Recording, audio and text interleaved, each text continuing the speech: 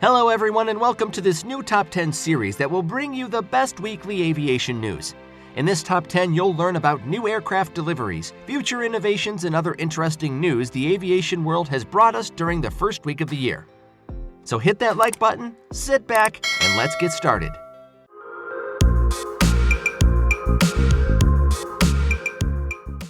Number 10. Lufthansa is forced to fly about 18,000 empty flights. The German flag carrier announced that due to the pandemic, it has canceled about 30,000 during the winter season. Despite all this, the company will still need to fly about 18,000 empty flights just to preserve its airport slots. The current European regulations about slots is kind of a use-it-or-lose-it rule that obligate the companies to fly a given number of routes if they don't want to lose them. It is worth mentioning that Lufthansa's fear of losing the slots is well-founded, as the fierce competition from low-cost carriers will undoubtedly swallow any of the unused slots. The rule was suspended in March 2020 but was reinstalled progressively in hand with the pandemic's evolution. Number 9. United pilots get a pay raise. The company reached an agreement with United Pilots Union that states the company will pay 3 to 5 times the normal wages to pilots who pick extra flying duties for more or less the entire month of January. The reason for this is the massive flight cancellations due to the winter weather and the spike in the new variant of the virus. For instance, about 6% of all U.S. scheduled flights have been canceled, which is equivalent to some 1,550 domestic flights since Christmas Eve. Combined with the international routes, almost 10,000 flights have been canceled. Airlines just need to find an appropriate compensation for the crew to motivate them to get extra flying duties and minimize operational disruptions as much as possible. You know what would motivate me? If you click on that big shiny subscribe button and activate the bell to receive the latest notifications from the channel. Done. Thank you very much. Number 8. Allegiant Air going mixed fleet. One of the major American low-cost carriers has signed a deal of 50 Boeing 737 MAX aircraft, with 50 other as options. This announcement is very surprising considering that Allegiant has currently 104 Airbus A320 family aircraft. It has been proven for decades now that single-type fleet operations are the most cost-efficient and best in terms of logistics, maintenance, and crew training. So what exactly made Allegiant want to change sides, or rather to play on both Airbus and Boeing playgrounds? Well, the biggest motivation was the fast delivery of the order by Boeing. Airbus is kind of a victim of its success right now, as it is crawling under orders, incurring huge delivery delays. On the other hand, the Allegiant order is expected to be delivered within only 4 years. Let's see how this is all going to turn out for the company that has given Boeing another chance. Number 7. Fossil-free fuel on domestic flights. The new year started with great new resolutions for Denmark. The Danish government announced that on the 1st of January, its mission to provide fossil-free fuel flights for all its domestic destinations by the end of the decade. The country bases this statement on the Airbus promise to deliver all of its aircraft compatible with 100% sustainable aviation fuel by the end of 2030. Nowadays, cutting carbon emissions is one of the main concerns of the aviation industry. However, the slot regulation rules that make airlines fly empty flights is not helping improvements in this direction. More drastic measures will definitely need to be taken. Number 6. Atlas Air's new acquisition. One of the pillars of America's cargo market has ordered 4 additional Boeing 777 freight. This new order will bring the operator's 777 fleet to 13 aircraft that will add up to the 45 Boeing 747s.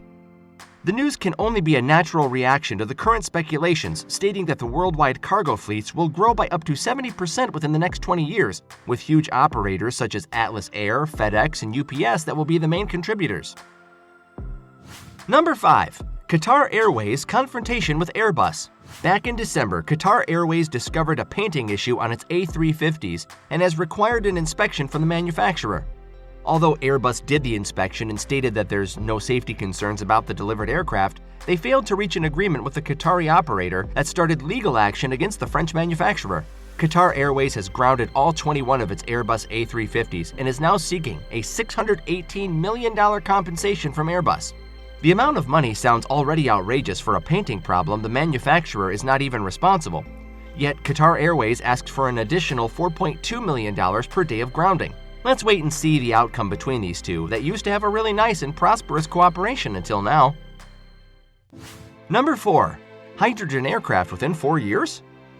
The Californian-based startup called Universal Hydrogen is looking to reshape the face of regional flying by innovating with hydrogen. The company's plan is to design hydrogen capsules similar in the working principle as coffee capsules that are easily changeable and fitted into the aircraft. The company is very ambitious as it wants to see commercial flights within the US already fitted with hydrogen capsules by 2026. Several companies such as Iberia Express, Air Nostrum, Raven Alaska, and Iceland Air want to fit their respective ATRs and de Havilland DHC-8 turboprop aircrafts. Number 3. Air Astana resumes flights after political instability. Air Astana, the Kazakh flag carrier, is the collateral victim of the riots ongoing in the country after the fuel price rise triggered most of the population. However, only flights out of Nur Sultan are restarting. As Almaty is still under control of the protesters, airlines are often suspending operations whenever a political instability threatens the safety of its flights. With this announcement, several international routes such as Dubai, Moscow, Frankfurt, and Istanbul will reopen again, in addition to several other domestic routes.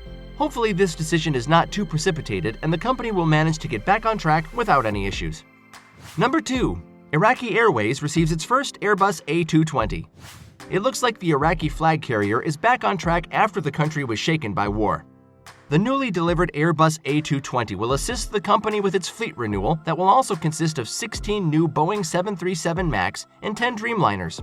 The aircraft was supposed to be delivered back in 2016, but that didn't happen. The new A220s will be fitted with 12 first-class seats and 120 economy. The renewal of the fleet brings the Iraqi company one step closer to the lifting of its ban on flying within the European Union.